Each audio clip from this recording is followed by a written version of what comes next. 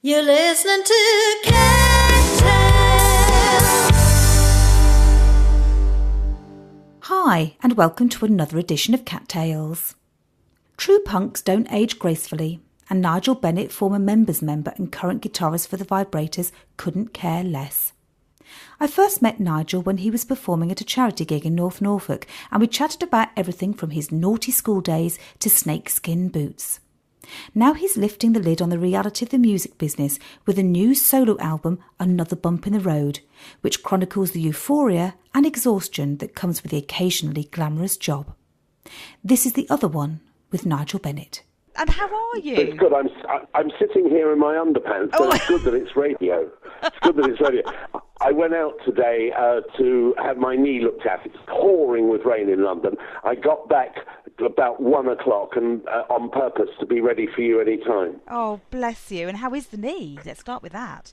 Oh, it's fine. It's just last year on the American tour, somehow damaged it, and I had to have some sort of physio on it afterwards. It's just one of those things. I've no idea, but they know what it's about. And basically, it's exercises they give me to do that I find...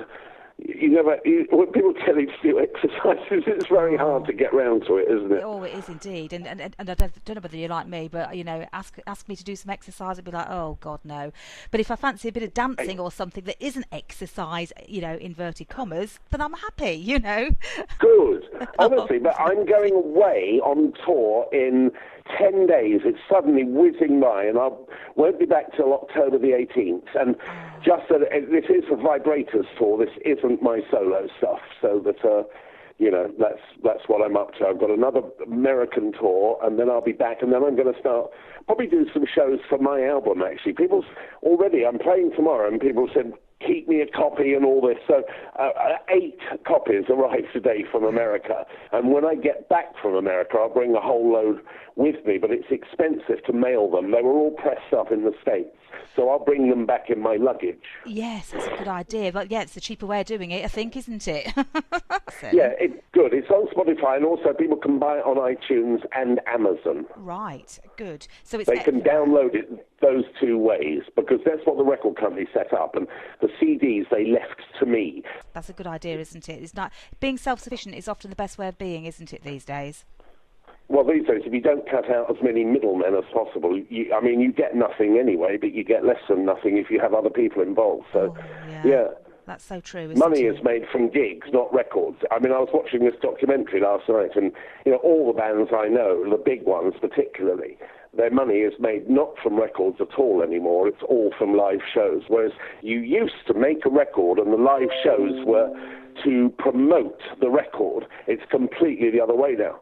It is. It's a topsy-turvy world in that respect, isn't it? But, you know, for those people who like to perform, that's a great, you know, gift, isn't it, really? It is. I think it's terribly difficult for new bands starting up because, of course, they, you know, get nothing to perform. But you know what? Music's always been difficult. It was never easier back then or now. The performing arts aren't easy, and it's always been the way. It's just different criteria. Yes, it's not your average office job, put it that way, is it? No, it's not. You're quite right. Because in the office, you don't go home with the people afterwards and have to spend the night with them and all day travelling. That is so true. That's so true. But perhaps we don't want all those details, Nigel. We don't want to know what you get up to in your spare time. Okay. So anyway, let me think about this album then. Let me talk to you about this, Nigel, because this is the exciting thing that's happening to you at the moment, isn't it? So it is. Another Bump in the Road. Yep. Tell me all about it and how it all started. Where did it come from? Well, I thought it's about time I did another album, and I had a bunch of songs, not finished but ready to go. And it's funny because several things all came aligned at the same time. Lyrics I can find the hardest, and I said to my daughter, Melody, who's 23, and she was staying with me, I said, by the way, if you've got any ideas, you know, I'm writing an album, feel free. And I didn't think she necessarily, because she's never taken any notice, I've always thought, in what I did. And then 2 days later, she gave me some lyrics, called Another Bump in the Road, which turned out to be the title track. Not only did I think they were amazing, they were so insightful. It's like she'd been on the road with me, and there's me thinking that she never particularly took any notice. I always thought, Dad, it's something he does. He plays in a band. But she had a really good idea, and I said, God, I love these, but I need one more verse. And she said, well, give me a little bit, Dad. 2 days later, she came up with the third verse. And I had a tune for it, and it's the only acoustic number on the album, and it stood out. And therefore, I thought, as it's different, because the others are always all electric and rocky, Yeah. I made it the title track, and I also liked the title. So that's how that song came about, and all the rest I wrote. And then two good friends of mine, Steve Lillywhite, the producer, and Adam Clayton in U2, they were listening as I went on. I sent them, works in progress, and they both said, do you realize it's almost like a concept album of being on the road? But we both realized that the word concept is very old and far too pretentious. Yeah. But it's almost that it fits together, and really it's to do with my last 40 years of touring, I suppose. And it's sort of one of the tracks, the opening track, is called On the Road Again. Yeah. And they're all part of a reflection and related to years of playing live, I think. Well, that's great, though, isn't it? Because you're pulling on, as most big, great songwriters do, you're calling on your own experiences, aren't you, as the central pin, shall we say, of a song. But what I like about the album is it almost takes you on a journey, doesn't it, with you, as if you were actually going on that journey of touring. Well, that's very nice of you, and right on the money of you to say that, because I realised it was after I had done it. It didn't start that way, if that makes sense. It does. That's really And interesting. it wasn't like, I'll write an album about that. I had no idea, but it then turned out it must be subconscious that I'd written these songs. And like I say, friends of mine saw the link before I did. And Melody, my daughter, writing the lyrics to Another Bump in the Road, gelled it all together. And so, yes, it is really about that, and it just came that way. It was subconscious, not conscious.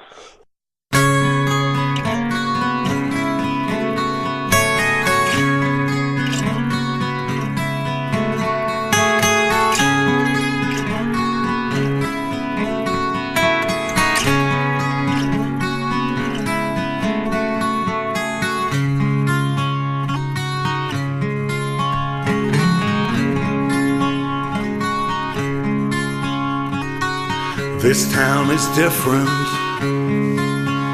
but the stars are the same. Wind from the east, and it whispers your name. Now the lights are flashing, and the crowd appears. A sea of faces, I wish yours was here. Another bump in the road, through the sun and the snow. I hold you close to my heart, but my head's in the show. And I'll be home when it ends. Then someday I'll be gone again. After the laughs and the strife, back to the stage, this stage of life.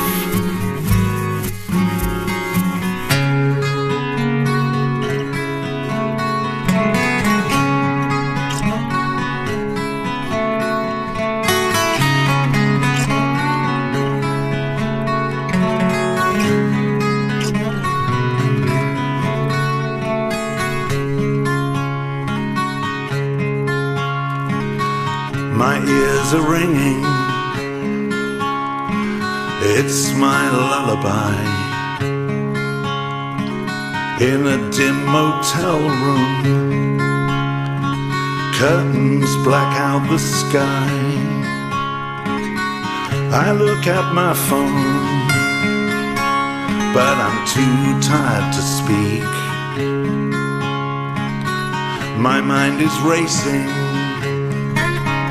but my body is so weak. Another bump in the road, through the sun and the snow.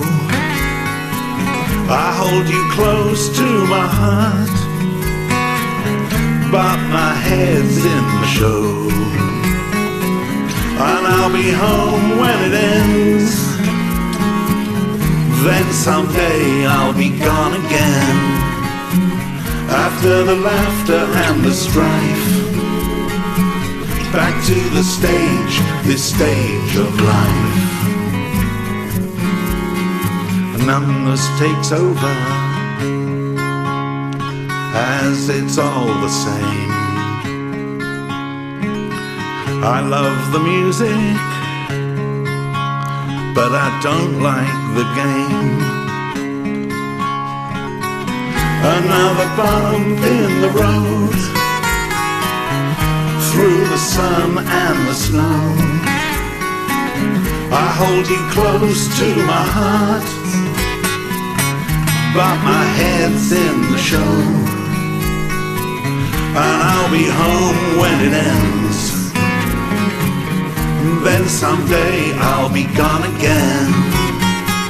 After the laughter and the strife, back to the stage, this stage of life.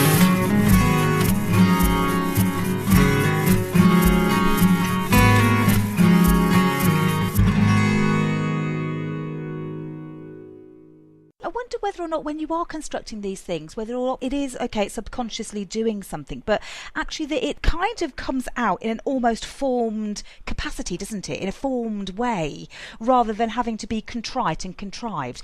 If you do it the way that you've just done there, it has some sort of genuineness, doesn't it? And authenticity. Well, it's, again, good of you to say so. Yes, because I don't think anyone... I think you see through if people try and write anything about what they don't know about. Now, I'm not a seasoned songwriter. I'd never considered myself that way, but I always hope that it's... I'm not prolific, but I like to think that it's quality, not quantity. And therefore, they all came from things inside me. And I'm a guitar nerd, really. I don't have any hobbies. All I do is play the guitar and travel around playing it to people. So that's where I would draw my knowledge from. And again, it has come out in this record. And people that have heard it really like it. And so, because you always think, I wonder if they'll like it or not. But I am happy with it. I also prefer it to the first one, which is good because you should always get better at what you do. Yeah, that's true, isn't it? And of course, it is quite different to what you would expect the Vibrators, for example, to be doing, which of course you're part of the Vibrators and your background in terms of punk. It feels a little bit more rocky in a traditional sense rather than just sort of like that aggression that we would attribute to punk. Well, that is also true. Now, the thing is, like actors in a soap opera, you can get cast in something, and the punk umbrella these days is over a lot of things, from absolute noise that you hear in America, people call themselves a punk band, to quite predictable. The reason I love playing in the Vibrators, just to slightly digress, is because it's not just noisy three-chord wonders. The songs are good, and we have dynamics. There's light and shade. So when it came to recording the album, obviously, to get the backing tracks down, I needed a bass player and a drummer. Yeah. And I thought, well, I'm on a budget. I could get two friends that don't know each other. We'd have to start from scratch. But intuitively, Pete, Eddie, and I from the Vibrators can read each other so well and play very naturally. So I asked them both, and to my joy, they said yes. Oh, wow. So I gave them some demos, went over it one afternoon with Pete. We went into the studio and got all the backing tracks done in a day. And again, it was just so good. I mean, they did it better than I ever thought. And I think for them as well, it was the three of us working together we're good at, but it doesn't mean that you only make one noise. And I think it's, I said noise, music, but it's good for everybody to stretch it in a different direction. So essentially, it's the Vibrators, musician-wise, but very different songs. Yeah. And I've always been more rocky. My background was growing up listening to The Who and Hendrix and Jimmy Page and all those people, because there was music before punk, funnily enough. Yes. Okay. Tend to forget that, don't we, really? Isn't it strange? Yes. When I was young and joined the members in about 1978, everyone pretended that music didn't exist, and they were all dissing all the bands that were superstars before, even though, ironically, some of those bands, like The Clash and The Stranglers, became themselves to be big stars afterwards. So it's all marketing and publicity.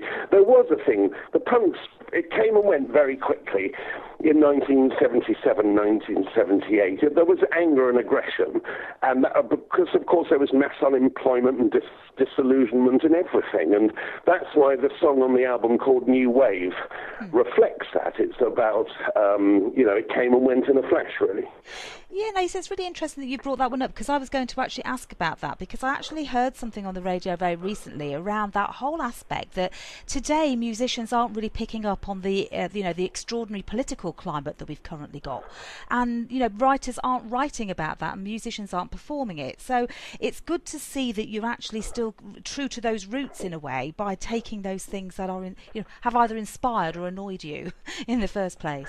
I'm amazed that they don't. Young bands, they have this platform. Some of them even do covers, but they're either making mediocre pop or whatever, or stuff that their audience might think is new, and it is to them because they're young.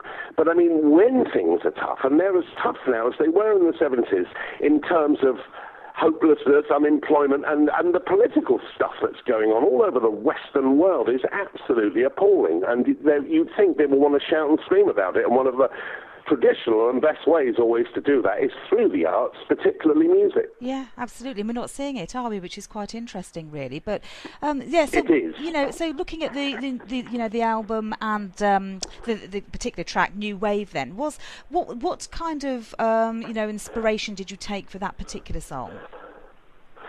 Well, I had the riff, and when I write a song, I have a guitar in hand, and the words need to fit phonetically as well as rhythmically and what you say. It all sort of comes at once. And I've always thought, again, because I started in the new wave era, about exactly why there isn't this current anger reflected in music at the moment, and how it came and went. I mean, if you think about the Sex Pistols, which people always think back to the beginning of punk, they only had one album. They were there and then they were gone. And only a few bands that developed and got better at their craft survived after that. But the initial punk thing, there was a lot of bands playing every night of the week all over Britain, and they were angry, and the song really is about the new wave. Where's it all gone? And it had its day in the sun, so it was there and then it was gone again, but not forgotten in my view. But not really. I mean, again, one of the lines is, I don't mean annually at Rebellion, because yes, you have a huge punk festival once a year where you see thousands of punks all walking around, and it's totally wonderful. But the whole general spirit of the anger of what was going on then is not present at the moment, in my view.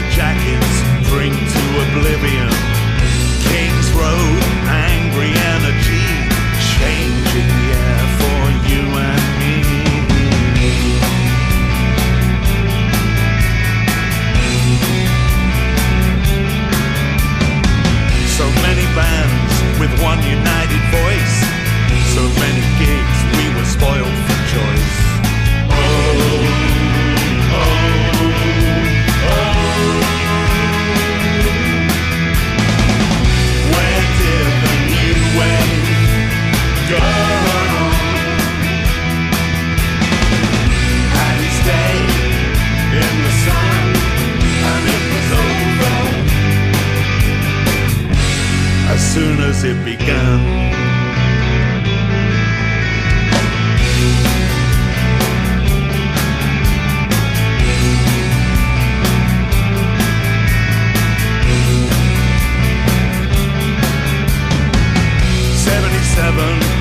a revolution. 10 years later, total disillusion. London calling and Gabba Gabba Hey suddenly seems very far away.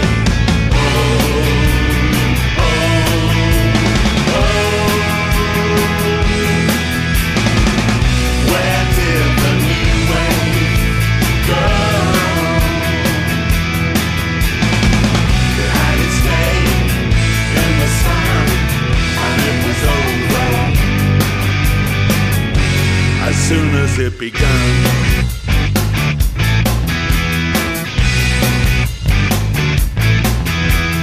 10,000 watts of punk rock guitars. Goodbye, Ziggy, and your spiders from Mars. You can shove it where the sun don't shine.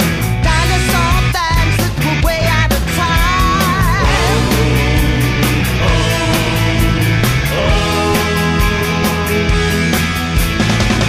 Where did the new wave go?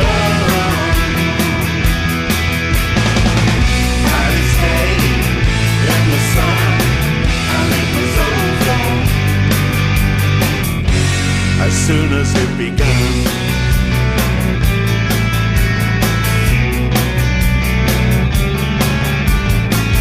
Punk, where's it all gone? And I don't mean annually at Rebellion.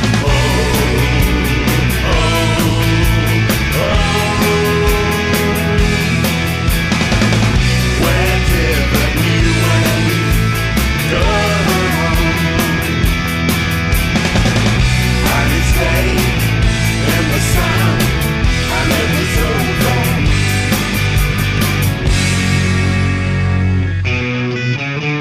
But I don't give a damn. I still got my guitar. All I ever wanted to do anyway was play and play and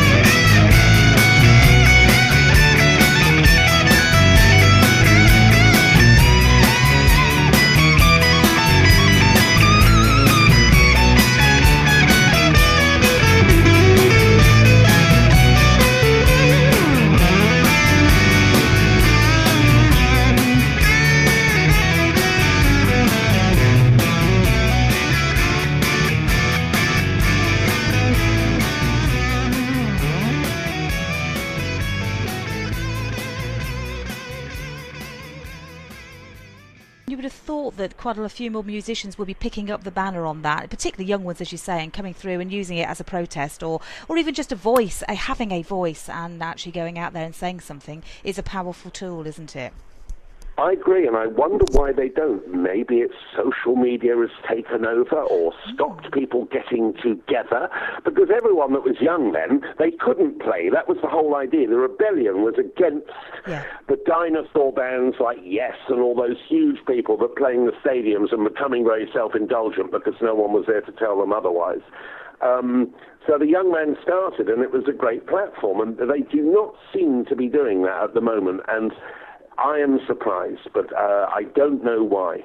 Yeah. I mean, things are cyclic, and if there was ever a time to have another big musical protest, you know, in America about Trump and in Britain about everything else that's going wrong, I mean, everywhere, the world's turning more right-wing and everything else, and it's, you know, it pushes down the little people that need a voice. Yeah, the time is ripe, isn't it? But it's interesting to see whether or not that, you know, that somebody comes forward with that, really. But I guess what you've actually got with the live performance, at least that does allow you to take songs out, doesn't it, to the public and have that voice that, okay, it's not the young rebellion coming through, but you've got your message and you're able to go out there and perform that. Does that feel good still? very much. It just gets better, and I never take it for granted. I think it's a privilege to be able to go out there and play to people.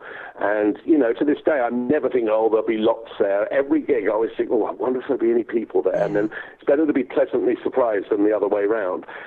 Because there's a lot of bands out there. A lot of them have reformed, not kept going all the way through. And... I never take it for granted. It is totally wonderful. It's the only thing I know how to do. And when everything else is very difficult all around us, I do feel, I don't know, like it's what I'm supposed to be doing in the hour or two that I play to people. Oh, well, that's lovely. That's lovely. And, of course, you're taking this album out on tour, on a solo tour. When's that going to be, and how many venues are you looking at doing? Do you know, I don't know. When I get back from America in the end of October, I will look to that. I've spoken to the other musicians that played, not Eddie and Pete, but the wonderful vocals by Suzanne Reddington-Gardner and Joe McGruddy on keyboards. They're well up for it. And I will then have to see, like any young band starting up, where I can play and so on. I'd like to start off in London, maybe supporting people, because it's not easy if you haven't got a name from way back. And I will see what's available and start all over. Yeah, it's interesting, isn't it, that even with somebody with your pedigree, with your experience, with your, you know, opportunities still to play with the Vibrators, that actually you've still got to tread those boards, haven't you, with a new, with, you know, some new music, etc., and start all over again.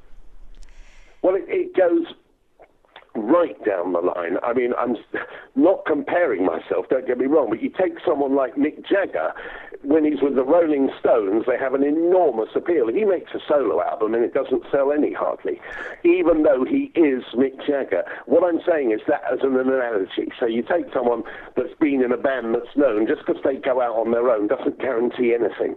What helps is if there's a buzz about the record, and as many people get to hear it as possible. And really, there's no Top of the Pops or music shows of any caliber anymore, but there's still radio, thank God, like indeed that you're involved in. Yes, absolutely. Thank you, Nigel, indeed. So out of the tracks that you're looking at, you know, looking forward to playing, is there one in particular that you're going, do you know what, that's the one I would want to really bring to the audience? Well, I would say On the Road Again and New Wave are two that stick out to me that will be fun to play. But because my solo repertoire isn't enormous, I probably play most of my first solo albums and then a few other treats I can take from wherever I want if I wish. You know, the Vibrators, the members, and other songs that I happen to really like. So that's the wonderful thing. When it's the responsibility is all yours, so that's the downside, but the freedom of doing what you want is the good side. Yeah, absolutely. And so really somebody who comes to see you have a bit of a treat of everything that you've produced yourself solo, and maybe a little vibrator track in there as well to keep them going. And definitely. Good. Yeah. So I can pick and choose. Yeah. So, you know, again, when you write an album on your own, if you're with a band, you can bounce ideas off each other. When you're on your own, you start with a guitar and a blank piece of paper, and there's no particular feedback or criticism from anywhere else, and you can go from minute to minute thinking, oh, that's really good, so that's crap, all in your own mind. And it's only then you tentatively start to run it by people, and even then everyone has a different opinion, and they don't hear the finished product in their head like you're imagining. And so, I'm just so pleased I've managed to get it done. Yeah, and you know, what an accomplishment it must be. I can only imagine how proud you are of it, to actually, from the moment you've sat down with, you know, the germ of an idea to producing those riffs and the music and then getting the lyrics together and actually forming a song. I mean, it's quite a little miracle in its own right, isn't it, each of these little creations? Well, thank you for saying, I suppose. I mean, it's a process that you get stuck in. But, of course, again, not only that, but you have to find the money to record, beg, borrow, steal, anything you can to get there. And then you're responsible for everything, organising other musicians, getting the studio booked. I mean, you do absolutely everything yourself. And except, of course, Pat Collier produced the album, and he is just wonderful.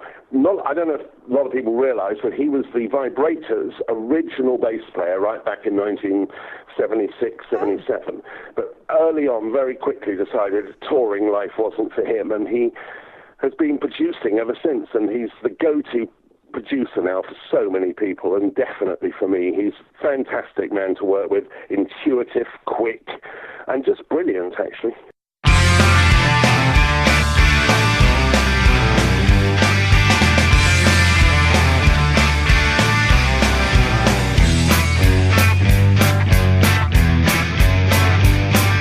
Just got time to grab a quick coffee. See you downstairs in the hotel lobby.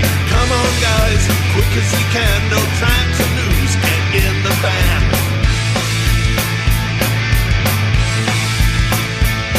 In a chain store diner to grab a bite.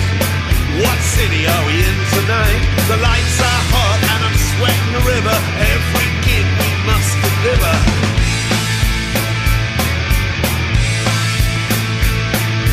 Can't believe I'm on the road again.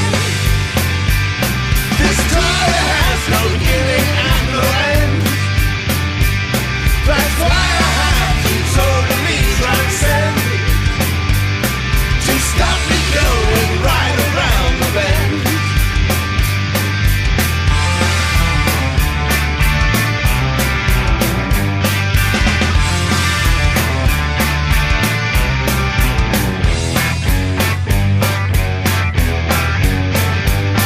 10,000 miles done, no end in sight.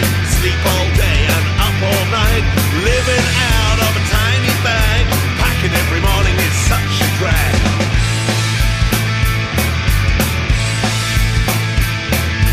Oh my God, you smell so bad. When's the last shower you had? Just another groundhog day. We keep on moving anyway.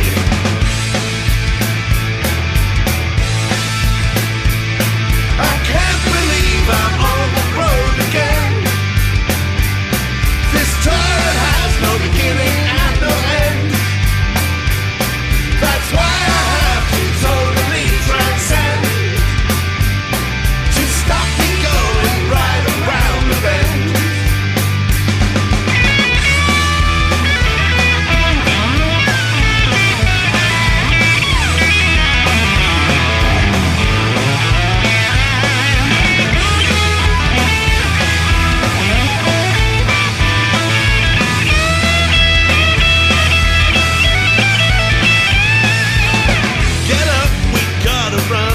There's no time for anyone, and after all is said and done, it's up to you to make it fun.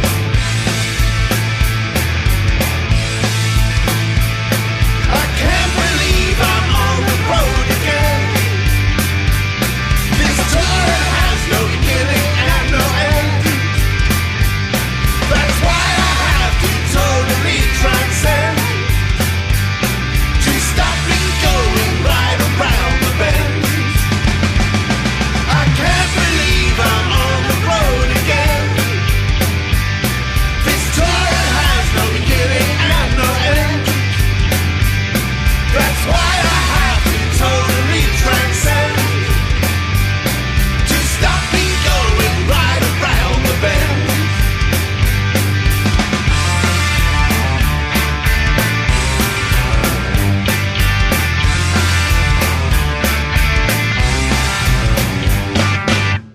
So it sounds like it's been a right treat and a good process yourself for actually going through this process of creating it, and one that sounds very enjoyable, but also one that you're really quite proud of as well. Yeah, I'd say that was in a nutshell. And, now I realise the next one must be not as big a gap as between the first and the second. I should get another one done, because when you're dead, you don't leave anything else much behind except your gene pool and your children, and possibly some artwork, Yeah, that's so very true, isn't it? So have you got some ideas already for the next album, or is that something you're putting off till you've actually gone and toured this one? No, I do, because as a guitarist, you're always twiddling around, and it often starts with a riff, and I've got some sort of riff ideas, and then you come up with a phrase, and that can be a chorus, and from a chorus, then the rest of the song can grow. So I do have some early seeds of ideas already, yes. And, is the short answer. So you're going to start it very soon. But of course, in the meantime, of course, you want people to go and have a look and listen to Another Bump in the Road, and of course buy it. So where can they go, Nigel, to actually go and get their own copy? Right, good question. Well, the record company has set it up that you can download it the very modern way on Amazon and iTunes. You can go there and download the album, and I will have some physical copies. At the moment, I will have for sale at the merch desk at Vibrators gigs, and I will also, I think, set something up so that people can contact me, probably through Facebook or any other way, if they really want one, and I'll mail it to them. That's because the record company aren't taking care of the physical CDs, that's down to me, but they have organised the way to download it, which apparently is what most people want these days.